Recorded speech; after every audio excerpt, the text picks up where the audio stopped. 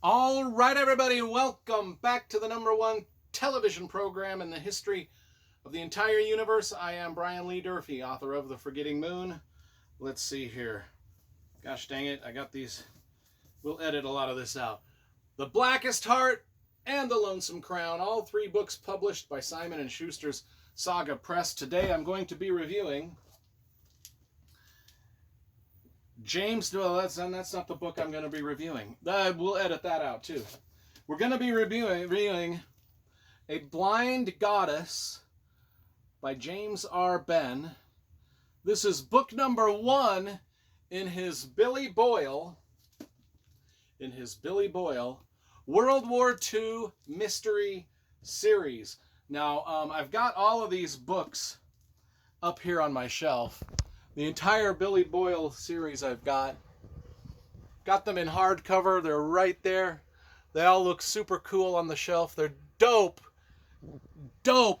in books. And we'll get into that here in a second. All right. So A Blind Goddess, book number 8. Let's talk about the cover first, because you know I love graphic design and cover illustration. This has got a great illustration by a artist named Daniel Cosgrove, and he's done this guy Daniel has done all the covers, and they all look pretty good on the shelf. All of the covers have a similar matching theme. They've all got the same artist. They all look the same. That's why I brought this one out, just to show you. And this is book 1, by the way. Probably already mentioned that. Anyway, who is Billy Boyle? Why is he in World War II solving murder mysteries? Okay, Billy Boyle is an ex-Boston police officer. He goes to World War II, and his uncle, who just happens to be Dwight Ike Eisenhower, says, well, we need you as a military police investigator. So that's going to be your job over here.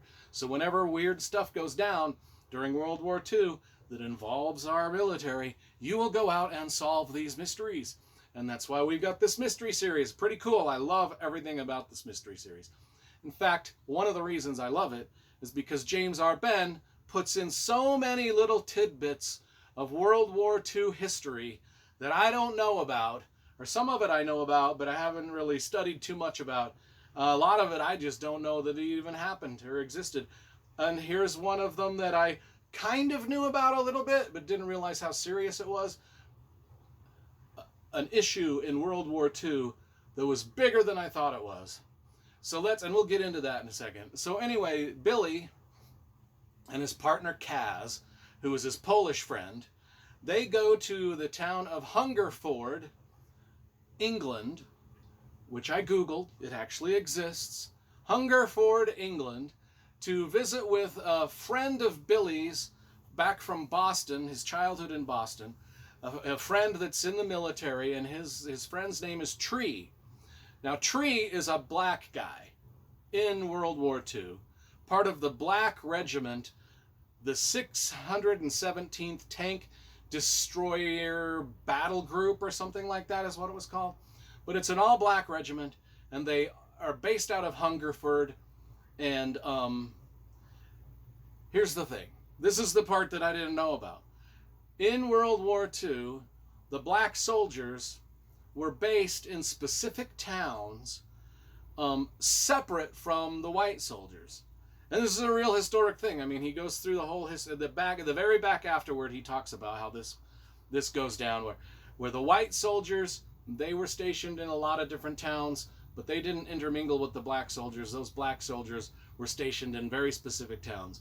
What happens is, well, they keep them separate. Because despite this being the greatest generation that fought World War II and killed the Nazis and Hitler, they still had some issues. There was still a lot of racism back then, evident in the fact that they didn't even want to be in the same town as the black soldiers. They're like, we'll be stationed in these towns. You guys go over to Hungerford and you be stationed there, and we won't bother you. Well, the problem is, they did bother them. The whites did come over to the pub in Hungerford, and they just they tore up the pubs and the beer joints and the restaurants in Hungerford. And of course, initially, the black soldiers are blamed for it, but everybody in the town knows the black soldiers didn't do this, that it was the white soldiers that came in and caused the havoc. I mean, because they eyewitnessed it. But the white people, yeah, no, it was the black dudes did it. The black dudes did it, but everybody, it seemed like the English didn't care whether they had white soldiers or black soldiers. They in fact, they kind of liked having the black soldiers in their town better, more respectful. They got along. Sometimes they got along too well.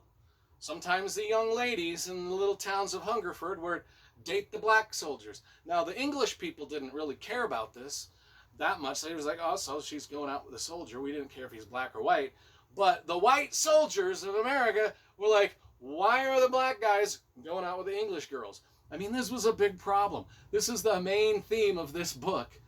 And there's a lot of things going on in this town of Hungerford because there's also a murder that has happened. The murder, now Tree, so Billy Boyle and his friend Kaz go to Hungerford because Tree, Billy Boyle's black friend from Boston, Tree asks Billy to come over. Now, these guys have a bad history. It's not like Tree and Billy Boyle are the greatest of friends either. They had some issues happen to them in Boston. But anyway, Tree knows that Billy Boyle is military police, and he's like, hey, listen, my friend, and Tree's friend is a guy named Angry. That's his name, Angry. My friend Angry is accused of murdering a cop in the town adjacent to Hungerford. And they're going to hang him. But I know everybody knows that my friend Angry didn't do this. Will you try to get him off the hook? And Billy Boyle is initially like, this is going to be an impossible task.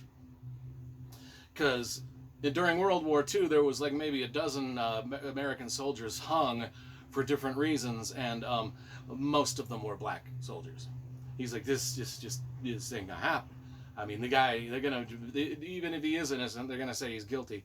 But he takes on the case anyway. But anyway, there's this other guy, Major Cosgrove, who also assigns Billy to investigate some stuff. There's some other murders in a village near Hungerford. So he's got a few murder mysteries that he's kind of trying to solve here. But the thing is nobody is talking to him. There's no snitches. Nobody's going to rat anybody out.